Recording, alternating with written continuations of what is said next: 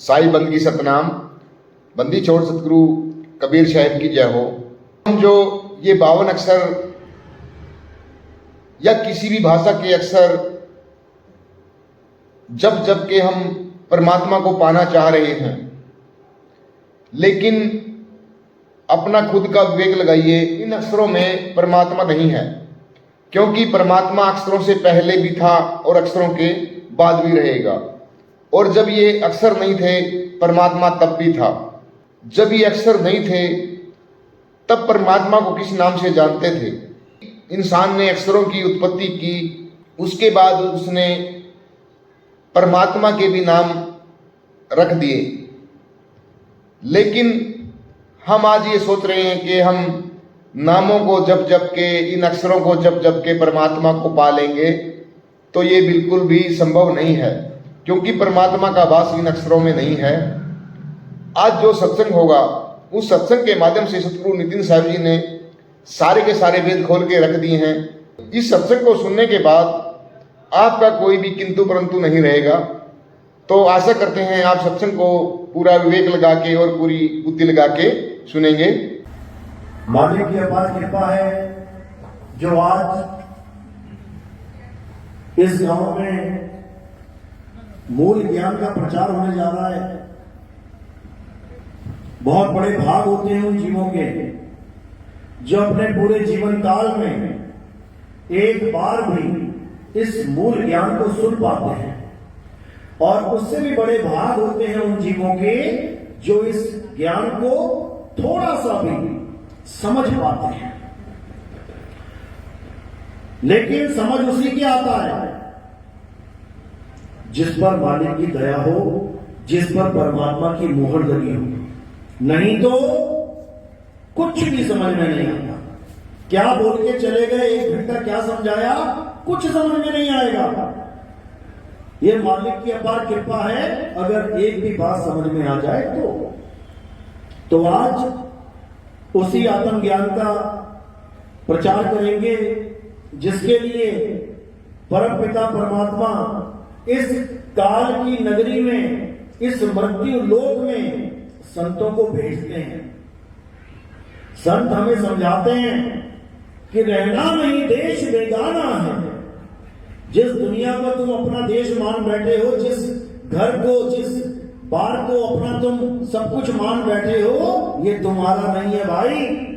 ये काल भगवान का है, ये काल भगवान का है। तुमसे एक ईंट पे ईंट लगवा के बड़े बड़े मकान, बड़ी बड़ी दुकान, बड़ी बड़ी इमारतें बनवाता है, और जब ढाता है एक पल में ढा देता है। एक भूकंप आया, पूरा पूरा शहर तहस नहस हो जाता है। समझ लो तुम्हारी सारी उम्र की मेहनत मिट्टी में मिल जाती है, क्योंकि ये देश उसका है। वो जो चाहे कर सकता है। वो जब चाहे सुनामी ले आए, वो जब चाहे बाढ़ दे आए, वो जब चाहे आग लगा दे। जंगल में देखो 35-40 किलोमीटर का शहर पूरा जल गया। लॉस एंजलिस कहने कहाने का दुनिया का नंबर 1 शहर था, करोड़पति अरबपति रहते थे। एक पल नहीं लगाया उसने। और ये नहीं कि केवल वहां तहलका मचा रहा है जहां पर लोग भगवान को नहीं मानते। ये कुंभ में क्या भगवान को नहीं मानते?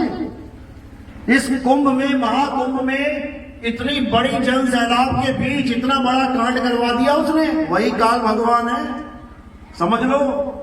वो नहीं देखता कि कौन सा भगवान का मंदिर है, कौन सा तीर्थ यात्रा का स्थान है, वो नहीं देखता। उसका काम है सफाई करना। किसी की भी सफाई कर देगा वो। घर से निकले थे कि गंगा में जाके डुबकी लगा के कर्म काटेंगे। गंगा तक पहुंचकर भी डुबकी नहीं लगाने दी उसने, वहीं किनारे खत्म कर दिया सबको। समझ लो वो कुछ भी कर सकता है और कोई उसको रोक नहीं सकता। ना ब्रह्मा जी, ना विष्णु जी, ना शंकर जी, कोई रोक नहीं सकता। शंकर जी की तो अपनी घरवाली आग में कूद गई, जल गई, खत्म हो गई। शंकर जी जीवित ना कर पाए उसको, क्योंकि काल निरंजन नहीं चाहता था कि ये जीवित हो। गणेश को जीवित कर दिया, क्योंकि काल निरंजन चाहता था कि ये जीवित हो, जो वो चाहता है वही होता है। वो कौन सा भगवान है? मारने वाला है भगवान, बचाने वाला है भगवान। ये दोगली राजनीति होती है। क्या मारने वाला ही बचाने वाला होता है? तुम्हें कोई आके मारे और उसके बाद वही मलहम लगाएगा क्या? ऐसा भगवान चाहिए? ये काल है, काल, और ये इसकी रक्षक कला है। पहले आग लगाता है, फिर वही बुझाने आ जाता है। रक्षक कला है ये। पहले तुम्हें धक्का देगा कुएं में, तुम्हें रस्सी डाल के खींचेगा ताकि तुम उसकी महिमा गाओ। ये रक्षक कला है। तो आज इसी काल का भेद अच्छे से समझाया जाएगा, सारे भरम तोड़े जाएंगे, ताकि इस कली काल से आप मुक्त हो पाए, आजाद हो पाए। क्योंकि तुम्हें तो ये भी नहीं पता कि तुम किडनैप कर लिए गए हो। तुम्हें यहां पे बंधुआ मजदूरी में रखा गया है, तुम्हें बांध दिया गया है, यहां पे तुम्हें किसी का गुलाम बना दिया गया है। तो आज उसका जाल तोड़ेंगे, लेकिन पहले मालिक के नाम पे जयकारा लगाएंगे। बोलिए परमपिता परमात्मा की, सतगुरु बंदी छोड़ कबीर साहिब की, सभी संतों की, सभी भक्तों की, आज के आनंद की, सकल हंस को बंदगी साहेब, बंदगी सत्ता। तो कबीर साहब कहते हैं कि ये धरती हानि भई और ढकना भयो आकाश, तीन लोक ईंधन भये, अरे जीव को कहां निकास। सतगुरु हांडी फोड़ के ये ढकना दियो उघार, और सुरत चली सतलोक को ये काल रहा झक मार। समझ लो, ये काल भगवान जिसकी कैद में सब है, A to Z सब। जब सुनामी आती है तो कौन मरता है? हिंदू, मुस्लिम, सिख या ईसाई? सबका सफाया करता है ये काल भगवान। जब तूफान चलते हैं तो कौन उड़ता है? हिंदू, मुस्लिम या सिख या ईसाई? सबके सबको उड़ा देता है ये। जब आग लगती है तो कौन जलता है?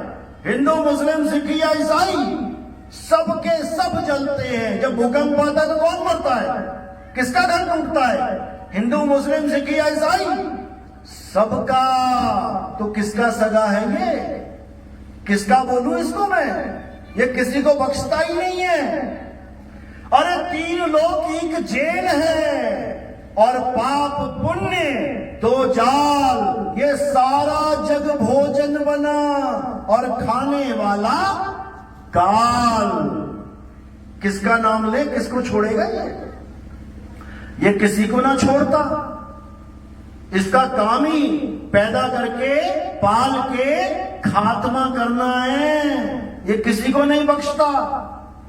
भरे पूरे परिवार का एक्सीडेंट करवा देता है। जा रहे हैं खाटू श्याम, जा रहे हैं गंगा स्नान, जा रहे हैं कहीं और। अभी गाजीपुर में कुंभ नहा के आ रहे थे, 12 लोग मर गए, 9 लोग मर गए। किडनी बाहर, आंतें बाहर, पेट बाहर। किसी को नहीं बख्शता। केदारनाथ गए थे दर्शन करने बाबा भोले के, सुनामी ले आया, इतना पानी भेज दिया कि सारे बह बह के मर गए। 2.5 लाख से भी ऊपर आदमी मर गया। कौन है भाई ये? कौन है ये जिसको इतना भी दर्द नहीं है कि कम से कम भक्तों को तो छोड़ दे? भक्तों को भी नहीं छोड़ता ये, चाहे तुम किसी की भक्ति करते रहो। इसका काम ही नाश करना है। इसीलिए इसका नाम काल रखा है संतों ने। काल किसी को नहीं बख्शता। तो इस काल भगवान से बचाने के लिए ही परम पिता परमात्मा संत रूप में आते हैं। धर्मदास जी कहते हैं, संत रूप में आए साहिब, संत रूप में आए। अरे जीव चेताने आए साहिब, जीव चेताने आए। जीवों को चेताने के लिए आते हैं कि इस दुनिया से दिल लगा के मत बैठ जाना कि ये मेरा घर है, ये मेरा खेत है, ये मेरी बिल्डिंग है, ये मेरा मेरा मेरा मेरा मेरा करते करते एक पल लगाएगा और उठा के शमशान घाट पहुंचा दिया जाएगा। 2 पल का खेल है सारा ये। अब इस करना क्या है? अब एक ही रास्ता है, इस गली को, इस काल को अच्छी से समझ लो और बचने का रास्ता जान लो। इसके अलावा और कोई चारा ही नहीं है, और कोई चारा नहीं है। तुम्हारे गांव से दूसरे गांव जाने के लिए एक रास्ता है जिसमें नदी पड़ती है, कोई पुल नहीं है। पुल तो अब बने हैं, पुल तो अब बनाने शुरू किए हैं सरकार ने। पहले नदी तैर के पार करते थे लोग। अब सबको पता है कि उस गांव जाना है तो नदी पड़ेगी पड़ेगी। अब क्या करें? समय रहते तैरना सीख लो। जो तैरना सीख लेगा वो 101% पार होगा, और जो तैरना नहीं जानता वो 101% डूबेगा। चाहे वो हिंदू हो, मुसलमान हो, सिख हो, ईसाई हो, इससे कोई फर्क नहीं पड़ता। समझ लो, इससे कोई फर्क पड़ता ही नहीं कि तुम क्या हो। फर्क इससे पड़ता है कि तुम्हें तैरना आता है या नहीं। इसीलिए भव सागर नाम रखा गया है इसका। भव सागर। भव पहाड़ रख देते, भव रेगिस्तान रख देते, भव जंगल रख देते, नहीं रखा। क्या रखा? भव सागर। क्यों रखा? क्योंकि पहाड़ पर तुम चढ़ सकते हो, कोई भी चढ़ सकता है। रेगिस्तान में तुम जा सकते हो, कोई भी जा सकता है, पार कर ले चल चल के। जंगल भी पार कर लेते हैं लोग चल चल के, क्योंकि पैरों का सहारा लेके कहीं भी चले जाओ। लेकिन अब सागर आ गया तो ये दोनों पैर फेल हो जाएंगे तुम्हारे। क्या चल के समुद्र पार कर सकते हो? नहीं कर सकते। अब वहां क्या काम आएगा? वहां तैराकी काम आएगी। तैराकी क्या है? तैराकी एक कला है जो हमें गुरु सिखाता है। गुरु हमें ये नहीं कहता कि तू हिंदू है तभी सीख पाएगा, तू मुसलमान है तभी सीख पाएगा, तू सिख या ईसाई है तभी सीख पाएगा। गुरु कभी ये भेदभाव करता ही नहीं है। गुरु क्या कहता है? बेटा पार होना चाहता है? हाँ गुरुजी, बेटा तैरना सीख ले। ये विद्यालय में है हम लोग, यहां पर ज्ञान दिया जाता है। क्या ये देख के ज्ञान दिया जाता है कि हिंदू का बच्चा आया कि मुसलमान का, कि सिख का, ईसाई का? क्या सारे धर्म के बच्चे यहां पढ़ सकते हैं? हाँ या ना?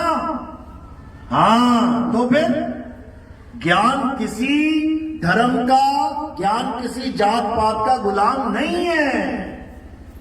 ज्ञान सबके लिए है, सबके लिए।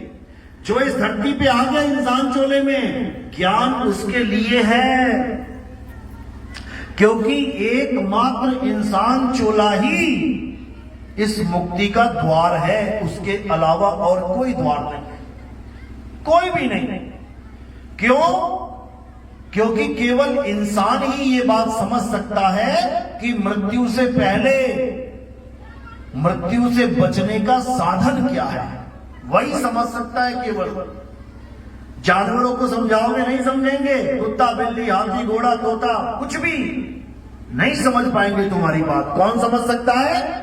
केवल और केवल इंसान।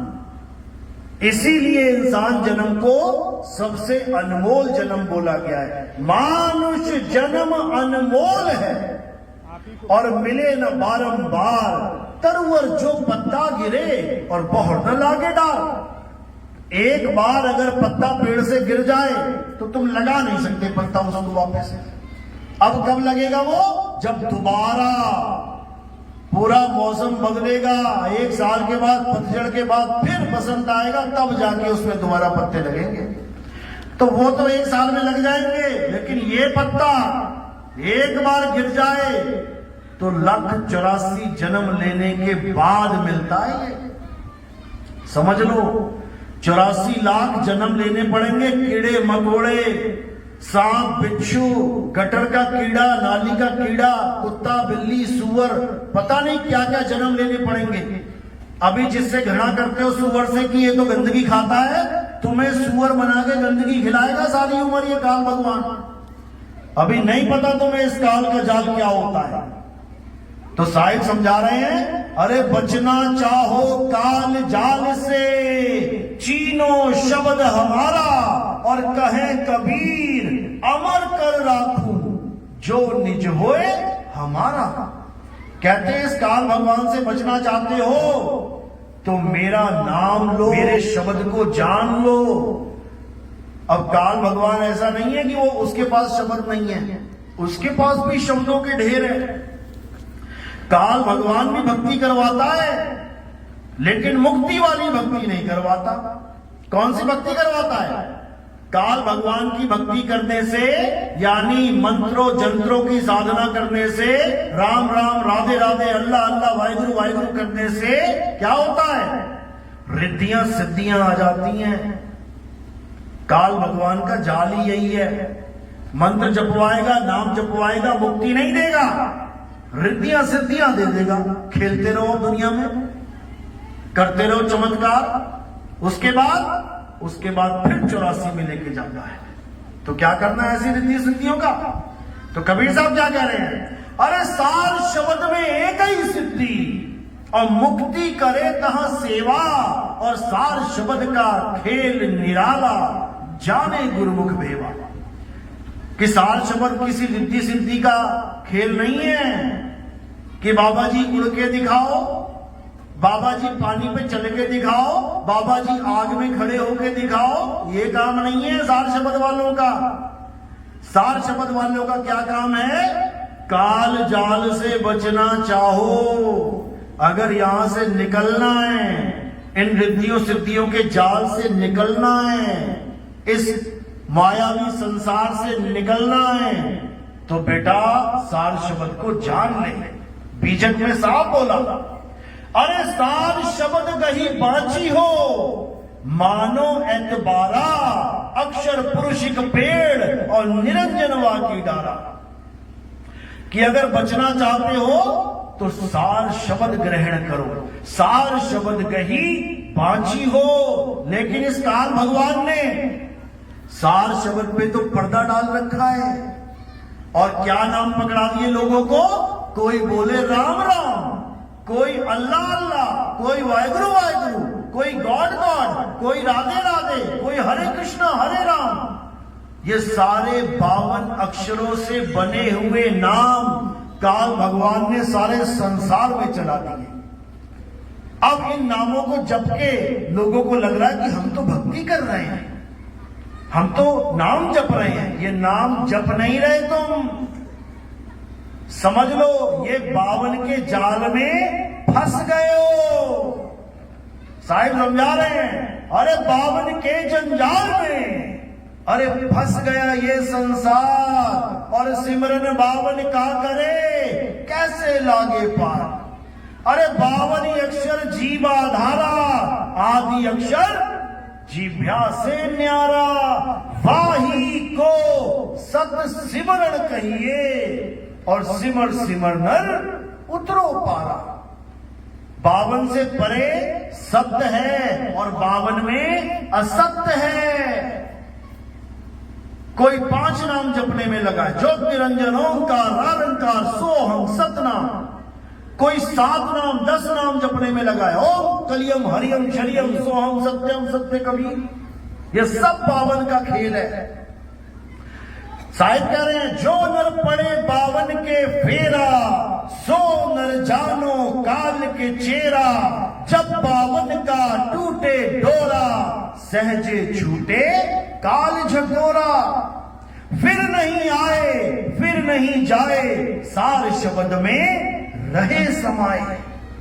समझ लो, यानी जो भी गुरु 52 अक्षरी नाम देके कहते हैं बेटा दिन रात जपो, या 2 घंटा जपो, 5 घंटा जपो, समझ जाओ कि उन्होंने तुम्हें 52 के निर्जाल में फंसा दिया। अरे 52 अक्षर जोरे आन और सकिया न अक्षर एक पहचान। उस एक अक्षर को पहचानो जो 52 से न्यारा है।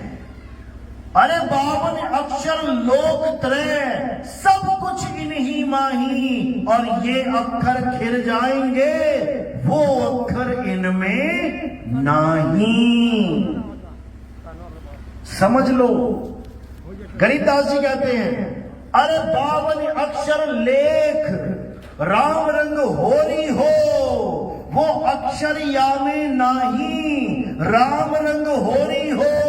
कागज कलम कलेस राम रंग होरी हो, वो रहा शेष का शेष राम रंग होरी हो। यानी 52 अक्षरों के द्वारा तुम भगवान के कितने नाम बना लो, कितने नाम जप लो, 1 2 छोड़ो करोड़ों जप लो, तब भी तुम्हारी मुक्ति होने वाली नहीं है। वापस किसी मां के गर्भ पे आना पड़ेगा, चाहे तुम करोड़ों नाम जप लो। साहिब समझा रहे हैं अरे कोटि नाम संसार में इनसे मुक्ति ना होए, और गुप्त नाम सतपुरुष का पूछे बिरला कोई। गुप्त नाम सतपुरुष का, अब सतपुरुष भी एक नाम है। सतपुरुष सतपुरुष सतपुरुष जपने लग जाओ तब भी बात नहीं बनेगी। परमात्मा परमात्मा परमात्मा जपने लग जाओ तब भी बात नहीं बनेगी। सतनाम सतनाम सतनाम जपने लग जाओ तब भी बात नहीं बनेगी। क्यों? क्योंकि ये सब 52 अक्षर हैं। ये सब काका गागा चाचा टाटा डाका खेल है। ये 52 अक्षर हटा दो, सारी दुनिया के नाम खत्म हो जाएंगे। अगर कोई किसी का नाम रख रहा है, अपने बच्चे का, अपने किसी कुत्ते का, अपनी किसी बिल्ली का, गाय का, बैल का, क्यों रख पा रहा है? क्योंकि 52 अक्षर हैं। और जैसे ही 52 साफ, सारे नाम साफ। अब ना कोई हिंदू, ना कोई मुस्लिम, ना कोई सिख, ना कोई ईसाई, ना कोई राम, ना कोई श्याम, ना कोई कबीर, और ना कोई भगवान। समझ लो, ये सारे नाम इन्हीं 52 अक्षरों की वजह से बने हैं। दशरथ ने अपने पुत्र के कितने नाम रखे थे? कितने नाम रखे? एक, और वो था राम। और तुमने कितने रख दिए?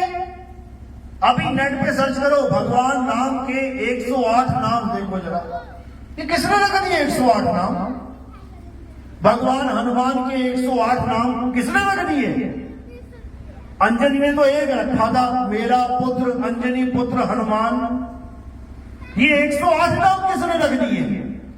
अल्लाह का एक नाम है, कुरान में 99 नाम किसने रख दिए?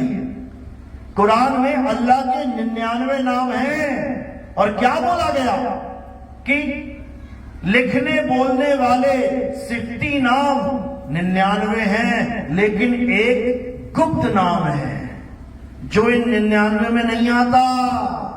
वो गुप्त नाम तुम्हें कोई कामिल मुर्शिद दे सकता है, क्योंकि वो नाम बोलने लिखने पढ़ने में नहीं आता।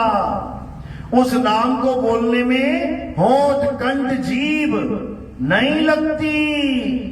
साहिब समझा रहे हैं अरे होठ कंठ लागे नहीं और जीभ्या नहीं उच्चार, गुप्त वस्तु जो लखे सो निज हंस हमार।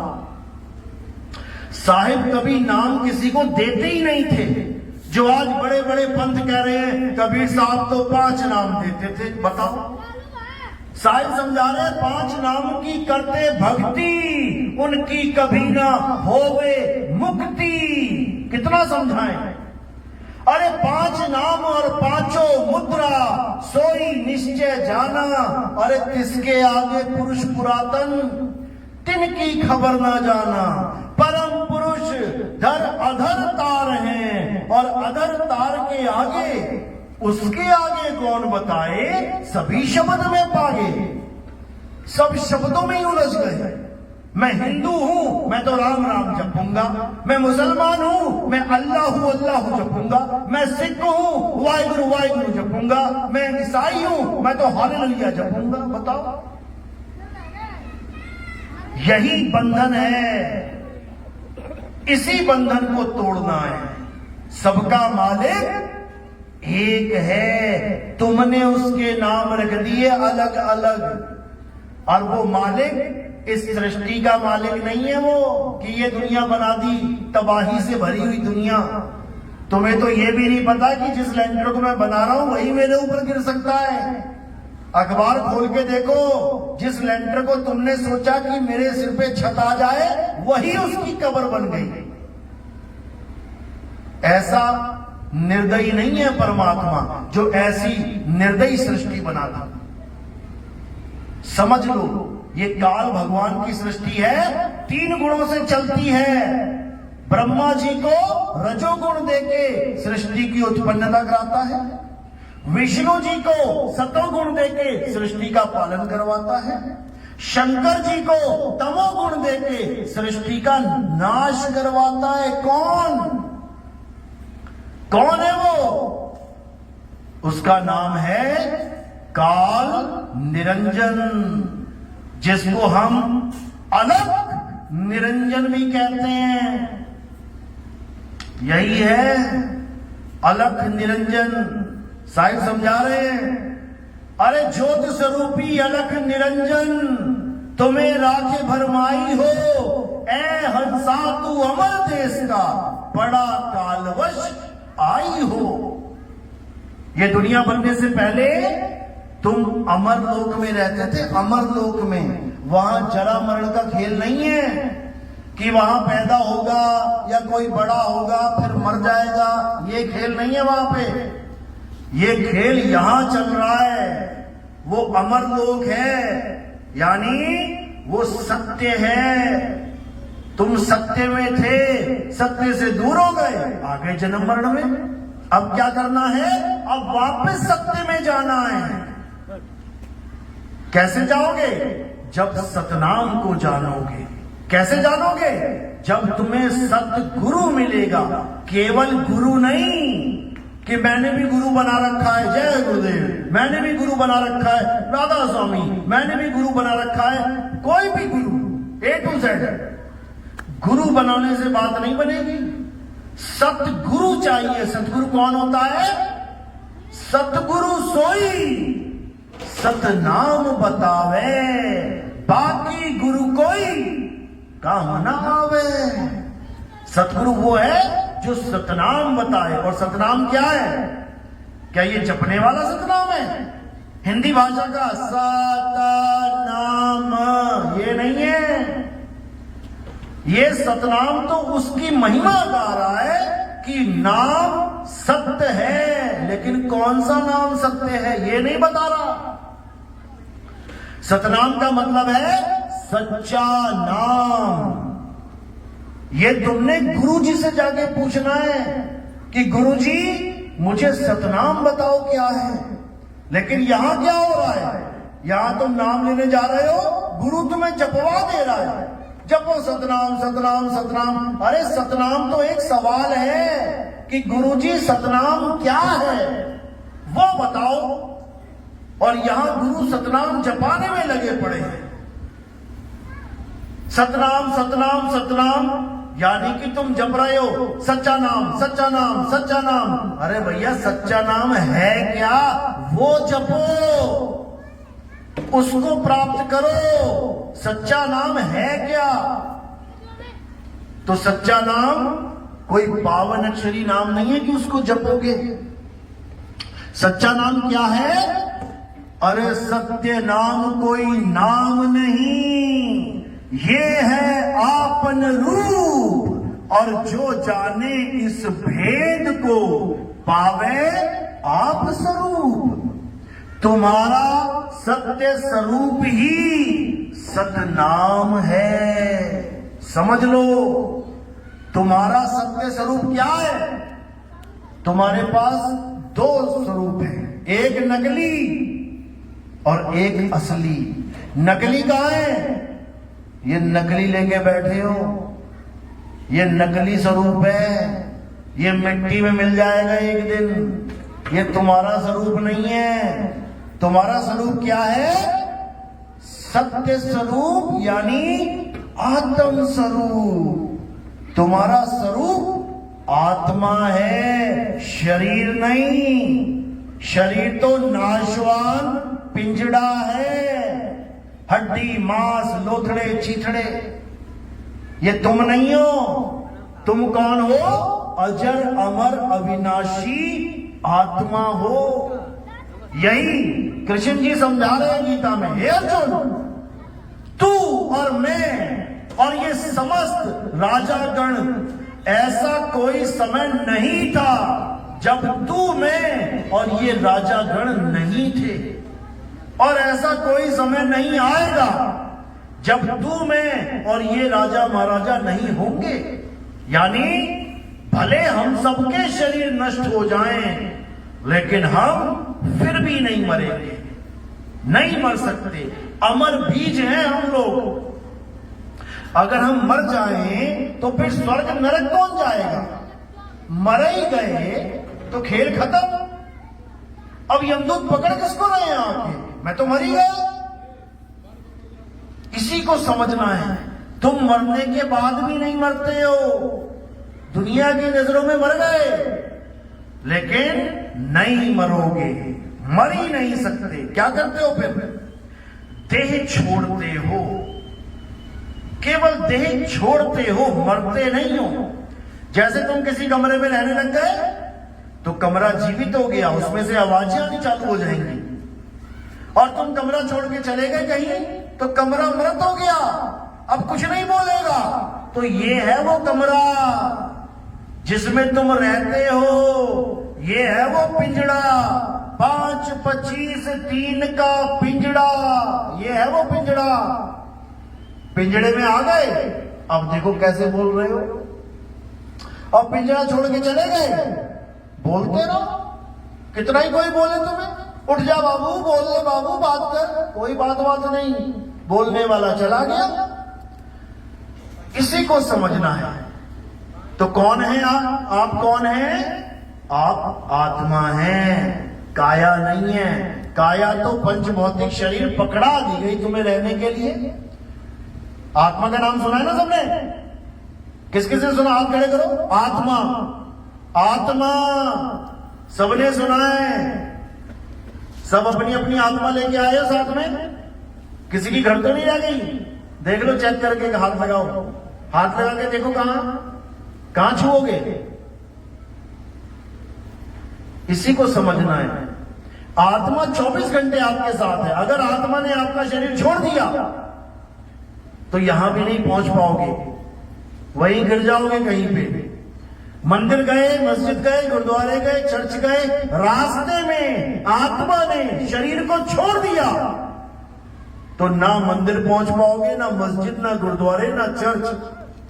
जयकारे लगाते लगाते अगर आत्मा ने शरीर को छोड़ दिया तो ना तो तुम जय श्री राम बोल पाओगे, ना तुम अल्लाहू अकबर बोल पाओगे, ना तुम हारे होगे, ना तुम सत श्री अकाल बोल पाओगे। किसकी ताकत से बोल रहे हो? किसकी ताकत से चल रहे हो, खा रहे हो, पी रहे हो, घूम रहे हो? आत्मा की ताकत से। और उसी को नहीं जानते। अगर जानते हो तो बताओ, आत्मा कैसी है? गोल है, चौकोर है, लंबी है, छोटी है, लाल है, गुलाबी है, पीली है? कैसी है आत्मा? कोई नहीं जान पा रहा है और ना ही जान पाएगा। मरते दम तक भी तुम नहीं जान पाओगे कि आखिर आत्मा का स्वरूप क्या है। इसीलिए अंत समय में लोग रोते हुए जाते हैं। जब कोई मरता है तो क्या होता है? रोता है बेचारा, पापा बचा लो, मम्मी बचा लो। जबकि वो मरेगा नहीं। 101% शरीर छोड़ेगा, केवल मरेगा नहीं। लेकिन अगर मरने से पहले तुम आत्मा का ज्ञान नहीं जान पाए तो 101% तुम 84 में चले जाओगे, कोई बचाने वाला नहीं है।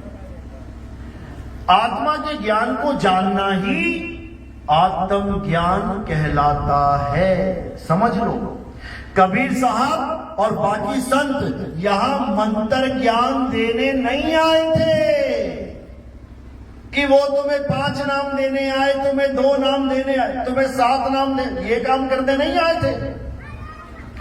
ये मंत्र ज्ञान तो पहले से चलता आ रहा है। सतयुग द्वापर त्रेता बीत गया मंत्र जपते हुए। अगर नाम मंत्र जप के ही मुक्ति मिलती तो कबीर साहब जैसे को आने की जरूरत ही नहीं थी। बिना कबीर साहब के भी राम राम चल रहा था कब से, उनको आने की क्या जरूरत है। आज लोग बोल देते हैं कि कबीर साहब तो राम जी के पुजारी थे। क्यों? देखो कबीर साहब के दोहे, राम नाम की लूट है, लूट सके तो लूट, अंतकाल पछताएगा प्राण जाएंगे छूट। ऐसे दोहे पढ़ के लोग कहते हैं अरे ये राम जी का पुजारी है कबीर, राम जी का पुजारी बना दिया। और कबीर साहब क्या कह रहे हैं, अरे एक राम दशरथ का बेटा, एक राम घटघट में बैठा, एक राम का सगल पसारा, और एक राम तीनों से न्यारा। वो कह रहे हैं वो राम की बात नहीं कर रहा मैं, जो दशरथ का बेटा है वो तो त्रेता में आया था, रावण को मार के चला गया। ना आता त्रेता में तो तुम कभी जान पाते उसको, तुम कभी नाम ले पाते? अगर 3 ही युग होते, सतयुग द्वापर कलयुग, त्रेता होता ही नहीं तो राम जी का अवतार होता क्या? राम जी का अवतार नहीं होता तो राम राम कोई जपता क्या? तो कोई राम मंदिर होता क्या? नहीं होता। तो क्या भगवान नहीं होता? अगर राम जी नहीं आते तो क्या भगवान नहीं होता संसार में? जो आज केवल दशरथ पुत्र राम को ही भगवान मान बैठे हैं सब। अरे भगवान तो वो मछली भी थी जिसने उस नाव को पार करवाया, जो 40 दिन लगातार बारिश होती रही। कौन था वो? मत्स्य अवतार, पहला अवतार। अभी तो राम जी पैदा भी नहीं हुए, अवतार पहले से चालू हो गए। राम जी का तो नंबर आएगा 7वें पे, अभी तो जन्म तक नहीं हुआ उनका, जब मछली का अवतार भी हो गया। उसके बाद समुद्र मंथन हुआ, किसकी पीठ पे रखा गया वो पहाड़? दूसरा अवतार कुरुम अवतार, कछुए का अवतार। कोई राम राम नहीं जपता था उस वक्त, कछुए को ही नमस्कार किया सबने कि यही है प्रभु, वरना समुद्र मंथन ना हो पाता। समझ लो। उसके बाद वराह अवतार, जंगली सुअर का अवतार लिया। 2 दांत बाहर निकले हैं, ऊपर पृथ्वी रखी हुई है, देखा है ना? तब कोई राम राम नहीं जपता था, ना कोई हरे कृष्णा हरे राम जपता था। क्यों? क्योंकि उनका अवतार ही नहीं हुआ। तब सब उसी को माथा टेकते थे। उसके बाद नरसिंह अवतार हुआ, वामन अवतार हुआ, परशुराम अवतार हुआ, तब जाके राम जी का नंबर आया। और नहीं आता तो राम जी का कोई अस्तित्व ही नहीं होता। उसके बाद कृष्ण जी का नंबर आया, नहीं आते तो कोई कृष्ण होता ही नहीं इस संसार में। क्यों पूजा होती है राम और कृष्ण जी की? क्यों नहीं होती उस कछुए की, उस मछली की? जिस कछुए के पीठ पे समुद्र मंथन किया जा रहा है पहाड़ को रख के, उसी की बूंदें चाटने के लिए पहुंचे हैं लोग कुंभ में। लेकिन एक बार भी उस कछुए को याद नहीं कर रहा कोई। सब लगे पड़े हरे कृष्णा हरे रामा हरे कृष्णा। उस कुरुम अवतार की पूजा क्यों नहीं हो रही है, जिसकी वजह से समुद्र मंथन सफल हो पाया? भूल गए। क्यों भूल गए पता है? छोटी बुद्धि, छोटी बुद्धि है उनकी। क्यों नहीं करते पूजा उनकी? कहते हैं पूजा उसकी करनी है जो 12 या 12 से ज्यादा अवतार, ज्यादा कलाएं लेके आया है, उसकी पूजा कर सकते हैं। ये मापदंड तुमने लगाया है, ये तुम रखोगे ये मापदंड, तुम बनाओगे मीटर कि किसकी पूजा करनी है किसकी नहीं। 12 या 12 से ज्यादा यानी 16 कलाएं संपूर्ण हो तब हम उसकी पूजा करेंगे। अरे कली भगवान को मारने के लिए कल की अवतार 64 कलाओं में आएगा, तो तुम राम और कृष्ण को भी छोड़ दोगे, क्योंकि तुम लालची हो, तुम ज्यादा ज्यादा ज्यादा मांगना चाहते हो। और अगर भगवान किसी आम आदमी के रूप में आ गए, तुम तो उसको भगवान भी नहीं मानोगे, कहोगे अबे पटकी मारूंगा, भाग जाए यहां से। समझ लो, अगर एक आम आदमी के रूप में भगवान आ जाए, तुम उसको भगवान भी नहीं मानोगे। क्यों? तुम्हारे दिमाग में कलाओं का कीड़ा घुसा हुआ है। इतनी कलाएं होनी चाहिए। भगवान है तो उड़ के दिखाए, भगवान है तो कूद के दिखाए पहाड़ से, भगवान है तो जल के दिखाए आग में। हमारी बुद्धि इसी में उलझी पड़ी है। जबकि भगवान क्या है? परमात्मा क्या है? परमात्मा ज्ञान अवतार है, ज्ञान अवतार। परमात्मा ज्ञान अवतार है, कोई देही अवतार नहीं है जो कलाओं की जरूरत है। किसी कला की जरूरत नहीं है, बस एक कला चाहिए। कौन सी? समुद्र पार कैसे करें, उसी को चाल कहते हैं। चाल। कौन सी चाल चल रहे हो? तैराकी की चाल। तो पूर्ण कला अवतार जो है वो कौन सी चाल देगा हमें? विहंगम चाल। वो विहंगम चाल देने आएंगे यहां पे। कबीर साहब क्या समझा रहे हैं? अरे शब्द विहंगम चाल हमारी, और कहे कबीर सतगुर दई तारी, खुले कपाट शब्द झनकारी, और पिंड यज्ञ के पार सो देश हमारा है, कर नैनो दीदार महल में प्यारा है। ये है ज्ञान अवतार। बंदी छोड़ कबीर साहब जो चारों युगों में आते हैं। सतयुग में सतसुकृत नाम से, त्रेता में मुनिंद्र नाम से, द्वापर में करुणामय नाम से, और कलयुग में कबीर नाम से। ये ज्ञान अवतार हैं। समझ लो, ज्ञान देने के लिए आते हैं। तो ये ज्ञान कब मिलता है आम जनता को? जब कलयुग में 5000 साल पूरे हो जाते हैं, उसके बाद ज्ञान अवतार कलयुग में आता है। उसी को कल्कि कहते हैं। वही कल्कि अवतार है। कल्कि का मतलब क्या होता है? क्यों रखा गया उनका नाम कल्कि? कल्कि का मतलब होता है जिसमें कोई कलंक ना हो। और किसमें कोई कलंक नहीं है? केवल आत्मा में कोई कलंक नहीं है। समझ लो, कलंक कितने होते हैं? 4 कलंक होते हैं। इसी को 4 दाग बोला गया है। तो कहते हैं 4 दाग से सतगुरु न्यारे, अजरो अमर शरीर, और कोई गाटे कोई अग्नि जलावे, ढूंढ न पाया शरीर, जपोरे मन केवल नाम कबीर। 4 दाग कौन से? पहला दाग है जन्म का। मां के गर्भ में उल्टा लटक के, टट्टी पेशाब में उल्टा लटक के गंदगी से बाहर निकल रहा है, यही सबसे बड़ा दाग है। जन्म एक दाग है, सतगुरु जन्म से परे है। दूसरा दाग क्या है? भोजन ग्रहण करना। क्यों?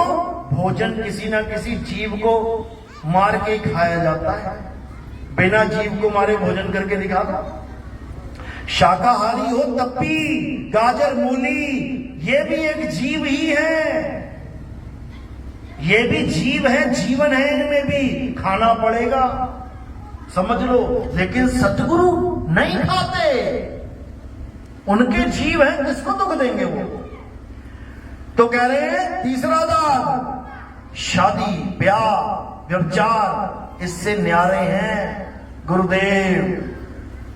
और चौथा दाग मृत्यु, मर गए गुरुजी, ले उठा के लाश लेके जा रहे हैं। तो 4 दाग से सतगुरु न्यारे, अजरो अमर शरीर। उनका ये शरीर नहीं होता, इसको मत मान लेना तुम। गुरुजी गुरुजी गुरुजी, गुरुजी कोई और है। 4 दाग से सतगुरु न्यारे, अजरो अमर शरीर, और कोई गाटे कोई अग नजर आवे, और ढूंढ ना पाया शरीर, जपोरे मन केवल नाम कबीर। कबीर मतलब वो दाढ़ी मूंछों वाला कबीर मत समझ लेना। कबीर क्या है? अरे कक्का केवल नाम है, बब्बा ब्रह्म शरीर और रारा सब में रम रहा, और वाको नाम कबीर। वो है कबीर जो सब में रम रहा है। कौन है वो? आत्मा सब में रम रही है। कोई है बिना आत्मा के? हाथ खड़ा करो। बिना आत्मा के बैठा है कोई? आत्मा ना हो जिसमें? सब आत्मा लेके बैठे हैं, लेकिन आत्म ज्ञान लेके नहीं बैठे। आत्मा सब लेके बैठे हैं, आत्म ज्ञान लेके नहीं बैठे हैं। बस दिक्कत यही है। अब क्या करना है? अब आत्म ज्ञान लेना है। आत्म ज्ञान लेना है। किससे लेना है? सतगुरु से लेना है। सतगुरु ही आत्म ज्ञान देते हैं। और मंत्र ज्ञान कौन देता है? जपी तपी सन्यासी। ये जपने वाला काम जपी देगा, तपस्या करने वाला काम तपी देगा। घर बार छोड़ के जंगल में जाने का काम कौन बताएगा? सन्यासी। इन तीनों से बच के रहना है, नहीं तो बड़ी काल की फांसी। समझ लो। तो सतगुरु क्या देंगे? विहंगम चाल देंगे। गरीबदास जी कहते हैं, सतगुरु के लक्षण कहूं अचल विहंगम चाल, और हम अमरापुर ले गए ज्ञान शब्द सरघार। समझा रहे हैं कि हमें अमरपुर ले गए गुरुजी। अमरपुर कौन सा पुर है? ये तीन लोक से न्यारा, ये काल की लोक से, काल की दुनिया से न्यारा अमरपुर है। वहां लेके गए, तब मुझे समझ में आया कि अरे मैं तो अजर अमर अविनाशी हूं। मैं अपने आप को ये काया मान बैठा, इसीलिए जन्म मरण में फंसा पड़ा। समझ लो। यानी अमरपुर लेके गए। कैसे लेके गए? कैसे जाते हैं अमरपुर? अरे सुरत समाए शब्द में, वही है अमरपुर।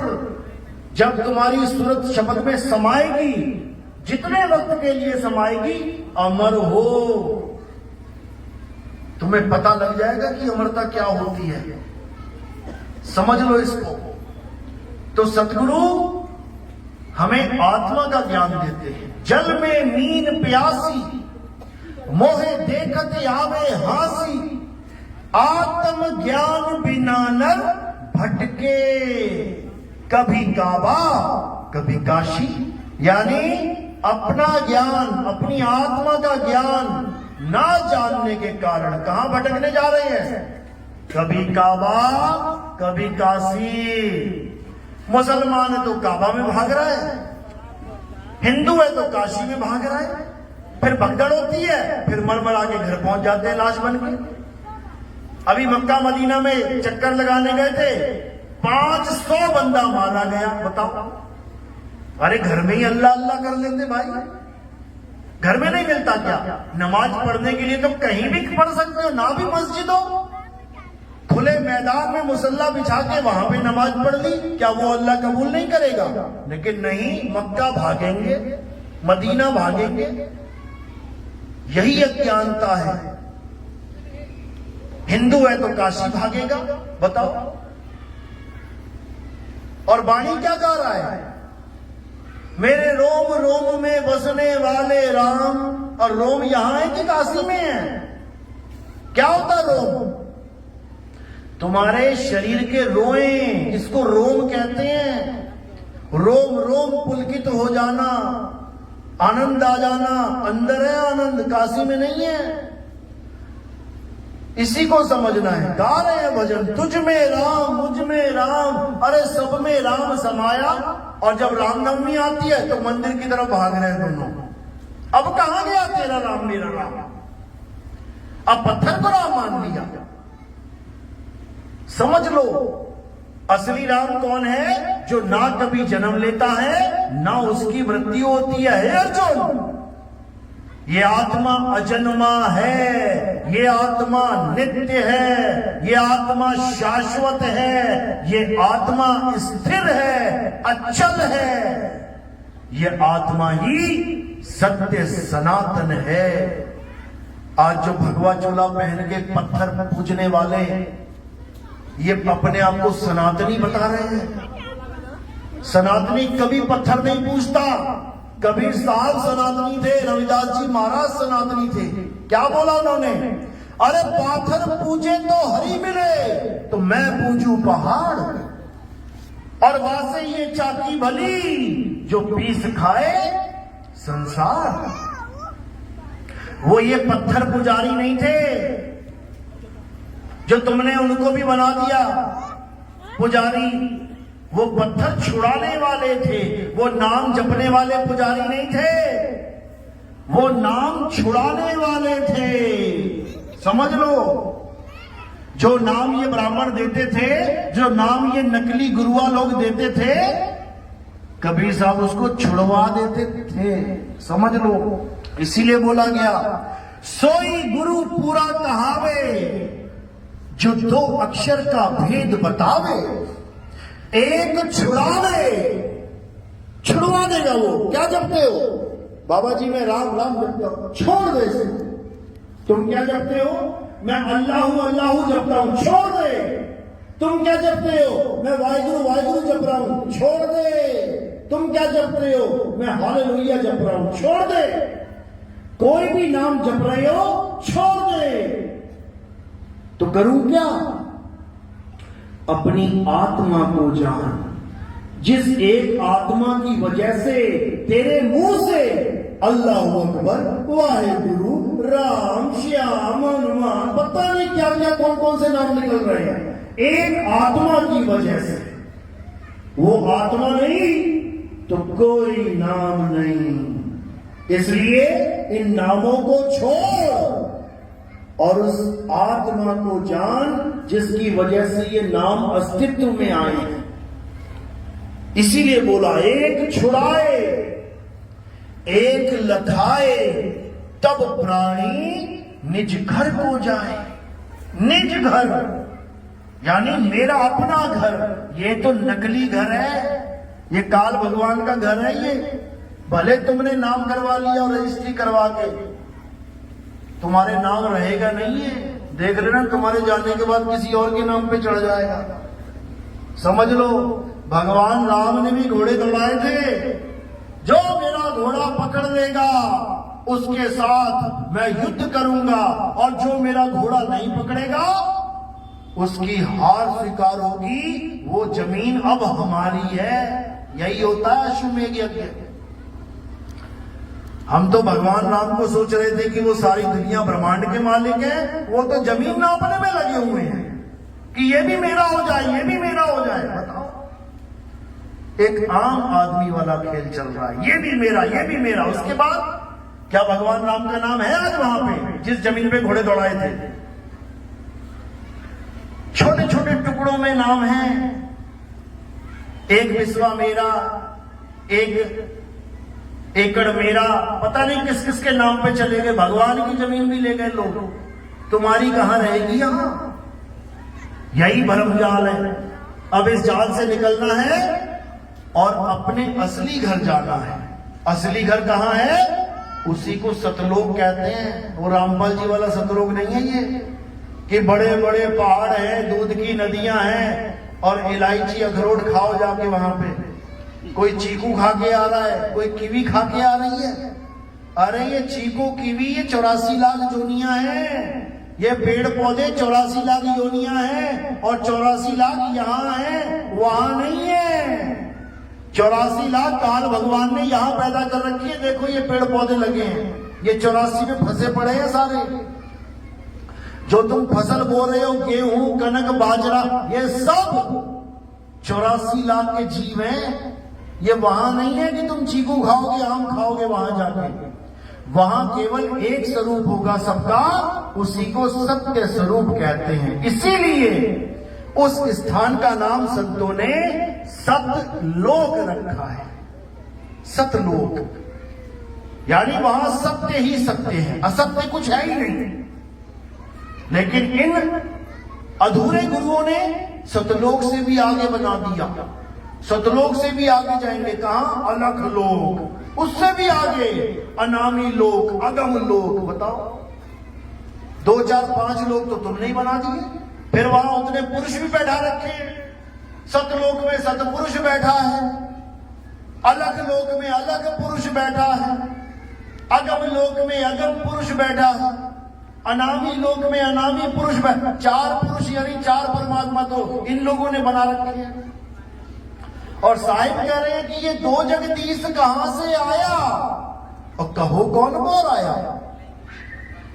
2 भगवान बोलने वाले को भी कबीर साहब लताड़ रहे, इन्होंने 4 बना दिए, क्योंकि ये उस भेद को नहीं जानते कि आखिर सतलोक होता क्या है।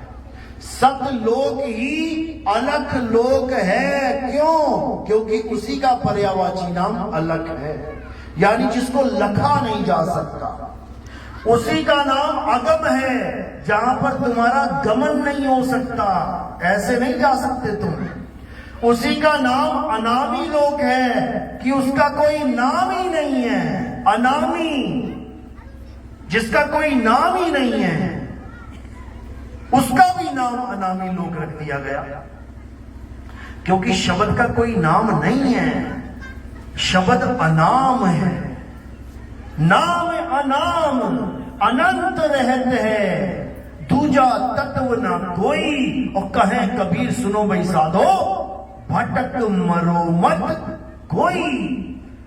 जो लोग बोलने वाले नामों में अटक चुके हैं, भटक चुके हैं, उनको लताड़ा जा रहा है, समझाया जा रहा है कि नाम अनाम। गुरुजी ऐसा नाम देंगे जो अनाम होगा, यानी नाम में नहीं होगा। वो हिंदी का नाम, पंजाबी का नाम, उर्दू का नाम, फारसी का नाम, अंग्रेजी नहीं, बल्कि ये नाम कुछ जप रहे होगे तो वो भी छुड़वा देंगे, छोड़ इसको। तो कह रहे नाम अनाम अनंत रहत है, सदा के लिए है, अनंत। और वो क्या है? वो तत्व है, आत्म तत्व है।